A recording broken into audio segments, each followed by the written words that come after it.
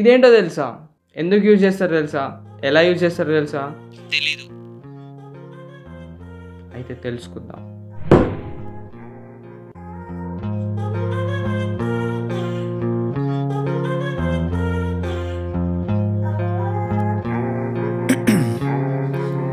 Ice in my veins, I've been driving this train.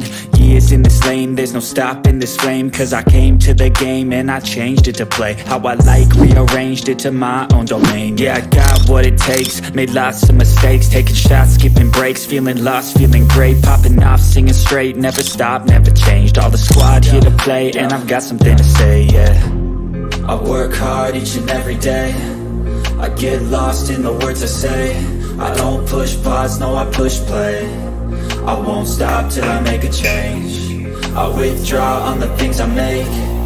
I turn flaws into flawless traits. I build tall, never capped in space. I won't stop till I hear him say,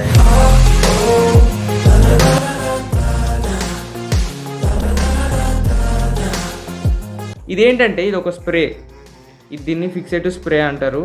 so ఇది at the end of the drawing అనమాట. Like drawing అనేది complete అయిన తర్వాత like గ్రిఫైట్తో వేసినా సరే, మీరు చార్కోల్తో వేసిన drawing, లేకపోతే ఎయిదర్ కలర్ పెన్సిల్స్తో వేసినా సరే, at the end of the drawing అంటే డ్రాయింగ్ అంతా ఫినిష్ అయిన తర్వాత ఈ స్ప్రే అనేది దాని మీద స్ప్రే చేస్తాం. దీన్ని ఫిక్సేటివ్ స్ప్రే అంటాం. అండ్ ఇది ఎందుకు యూజ్ చేస్తారంటే మనం సెక్యూర్గా ఉంచుకోవడానికి, ప్రొటెక్ట్ చేసుకోవడానికి. ఎందుకు ప్రొటెక్ట్ చేసుకోవాలంటే లైక్ మనం గ్రిఫైడ్ కానీ చార్కోల్ కానీ మనం డ్రాయింగ్ అంతా కంప్లీట్ చేసిన తర్వాత అది అంటుతూ ఉంటుంది మన ఏల్కి అంటకుండా. అండ్ ఆ డ్రాయింగ్ అనేది స్మడ్జ్ కాకుండా అంటే పాడు కాకుండా ఉంచుకోవడానికి అక్కడ ఈ ఫిక్సేటివ్ స్ప్రే అనేది యూజ్ చేస్తారు. ఓకేనా? సో దానికోసం యూజ్ చేస్తారు. అట్లా యూజ్ చేసిన తర్వాత ఇక అది ఎప్పటికీ అంటుకోదు అనమాట.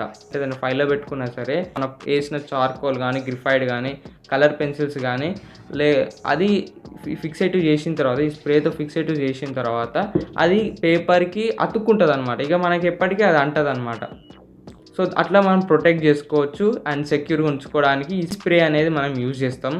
సో దాని పర్పస్ ఇది వాడతాం అనమాట. సో కాబట్టి దీన్ని ఫిక్సేటివ్ స్ప్రే అన్నారు. ఎందుకు యూజ్ చేస్తానో మీకు అర్థమైంది అనుకుంటా కదా. ఇది ఏంటి తెలుసా? ఇది మనకి బీబీసీ ప్రోడక్ట్ అనమాట.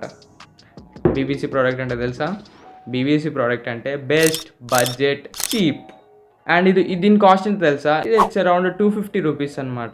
అసలైతే ఈ ఫిక్సేటివ్ స్ప్రేస్లలో మ్యాక్సిమం 500 అబోవ్ ఉంటుంది.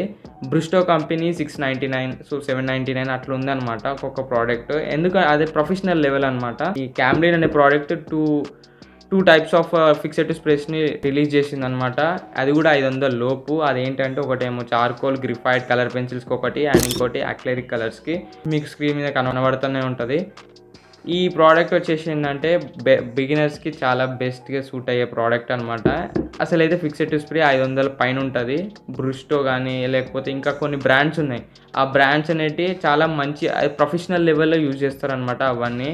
ఈ ప్రోడక్ట్ వచ్చేసి మనకి BBC product, best budget cheap product కాబట్టి దీంట్లో మనకి కొన్ని నెగిటివ్ పాయింట్స్ ఉన్నాయి. అంటే 500 అబోవ్ ఉన్న ఫిక్సేటివ్ స్ప్రేతో కంపేర్ చేస్తే కొన్ని నెగిటివ్ పాయింట్స్ ఉన్నాయి. బట్ మనకి బడ్జెట్లో ఈ ప్రోడక్ట్ ఇది ఒకటే ఉంది కాబట్టి మనం అఫోర్డబుల్గా ఈ ప్రోడక్ట్ అయితే తీసుకోవచ్చు. అండ్ ఇది నేను ఆల్రెడీ 2 బాటిల్ అవ్వగొట్టేసిన. ఎందుకు అవ్వగొట్టేసిందంటే మన కమిషన్ వర్క్స్ వస్తూ ఉంటాయి. అండ్ ఇక దీన్ని మార్చదలుచుకోలే, అంటే అప్గ్రేడ్ చేయదలుచుకోలే. ఇది నడుస్తుంది కాబట్టి నడిపిస్తున్నా. ఇప్పటికీ నేను ఇదే యూజ్ చేస్తున్నా, ఈ ప్రోడక్టే యూజ్ చేస్తున్నా. యాజ్ ఎ బిగినర్గా మీరు కొనుక్కోవాలనుకుంటే ఇది బెస్ట్ ప్రోడక్ట్ అనమాట. ఎలా యూజ్ చేయాలంటే ఫస్ట్ మీరు యూజ్ చేసేటప్పుడు షేక్ చేయాలి బాగా. సో మన కొత్త స్ప్రేస్ అయితే మనకి మ్యాక్సిమం ఫుల్గా ఇస్తాడు. ఇట్లా ఊపుతూ ఉంటే కిందకి పైకి షేక్ కాకుండా ఫుల్ టైట్గా ఇస్తాడు అనమాట ఈ ఫిక్సేటివ్ స్ప్రే. కాబట్టి మీరు కొద్దిగా మామూలు కొన్నప్పుడే జర యూజ్ చేసినట్టు అంటే కొద్దిగా రిలీజ్ చేయాలన్నమాట.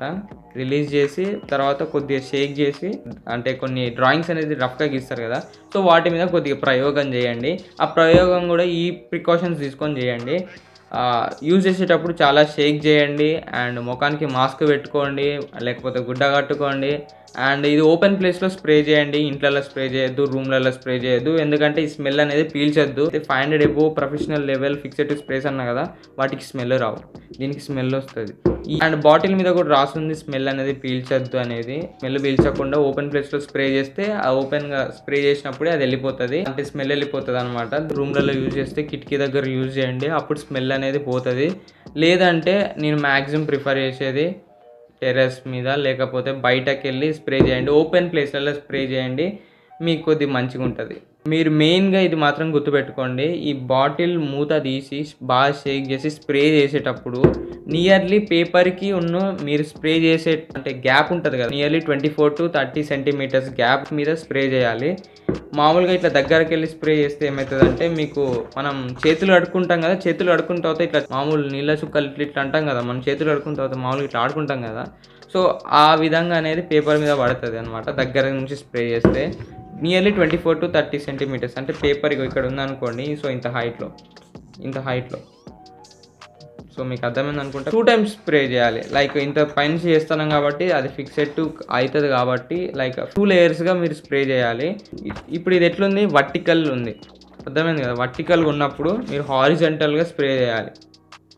సో ఒక్కసారి స్టార్ట్ చేసినామంటే ఇక కిందికి పేపర్ అయిపోయే వరకు ఇక మీరు ఇట్లా స్ప్రే చేస్తూ ఉండాలి, ఇట్లా స్ప్రే చేస్తూ ఉండాలి. మీకు ఆల్రెడీ స్క్రీన్ మీద కనబడుతూ ఉంటుంది. ఇది ఒక లేయర్. వర్టికల్గా ఉన్నప్పుడేమో హారిజెంటల్గా స్ప్రే చేస్తాను, హారిజెంటల్గా ఉన్నప్పుడేమో వర్టికల్గా స్ప్రే చేయాలి.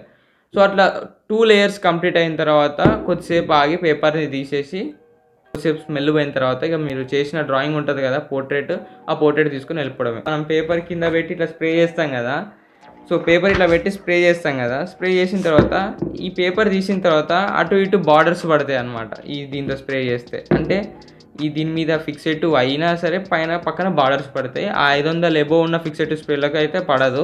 నేను చెప్పేది ఏంటంటే, మీరు ఒక ఓపెన్ ప్లేస్ సెలెక్ట్ చేసుకోవాలి. ఓపెన్ ప్లేస్ సెలెక్ట్ చేసుకున్న తర్వాత సపరేట్గా ఈ పోర్ట్రేట్ కింద ఏదైనా పేపర్లు పెట్టుకోండి, న్యూస్ పేపర్లు పెట్టి దాని మీద స్ప్రే చేయండి గైస్.